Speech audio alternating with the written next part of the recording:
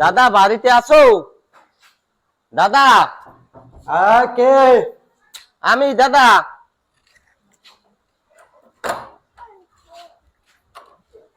আরে ভাইডি তুই? দাদা ভিতরে আয়। না দাদা, আমি খুব সমস্যায় পড়ে গিয়া তোমার দ্বারে আইছি।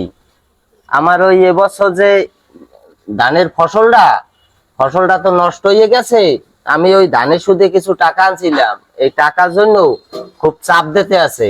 আমার এখন 30,000 টাকা দরকার। তুমি যদি আমারে 30,000 টাকা ধার দাও, এই ফসলটা উঠলেই আমি তোমারে ওই টাকাটা দিয়ে দেবো। মানে দেখ ভাইডি, এই কয়দিন হয়েছে এই দোতলার ছাদ ধরছি, আমার হাতে কোনো টাকা পয়সা নাই।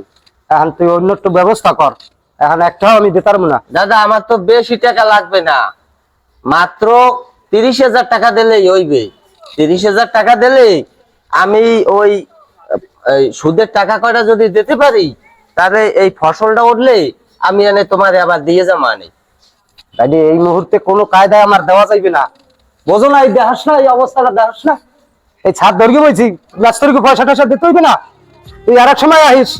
এখন যে কি করবো দাদা, ওই আমার তো ওই অল্প একটু জমি, ওই জমিতে চাষবাস করি আমি কোন রকম চলি, তুই তো সবাই জানো।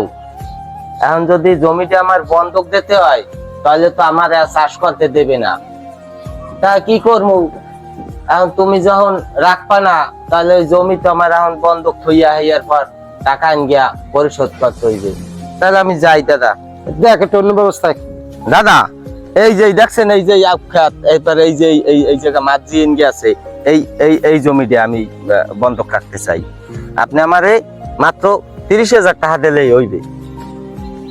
এখন ভাই আমার একটা কথা আছে, 30,000 টাকা তো তুমি চাইছো, আমার গরু বেচা 50,000 টাকা আছে।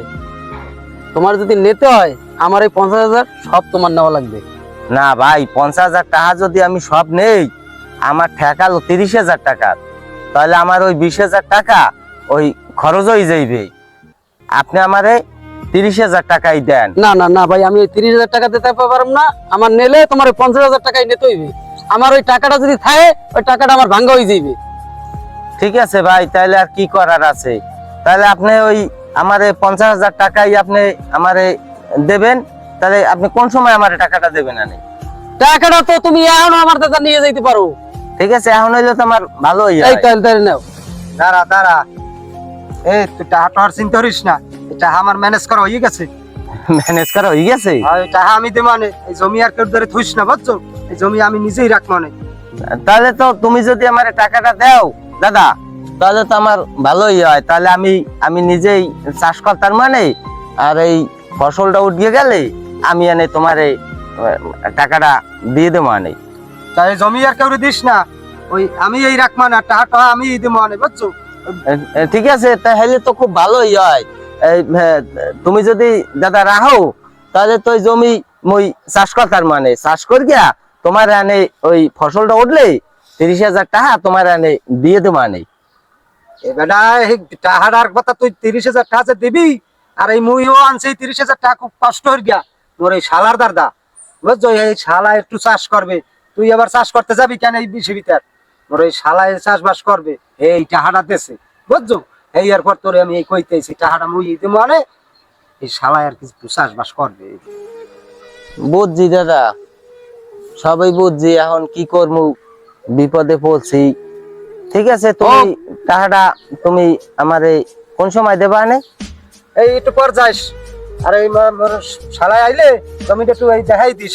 তোর এই টাকা পয়সা লাগলে আরো কইস, আমি দেবো অনেক। আর তুই অন্য কাজে তোর দরকার লইস না, তোর যত লাগুক আমি দেবো অনেক। হিসেব হিসেব করি যা হয় এই আমি দেবো অনেক। তাহলে এই কথা কিন্তু রইলো, টাকা আমি যা লাগে দেবো অনেক।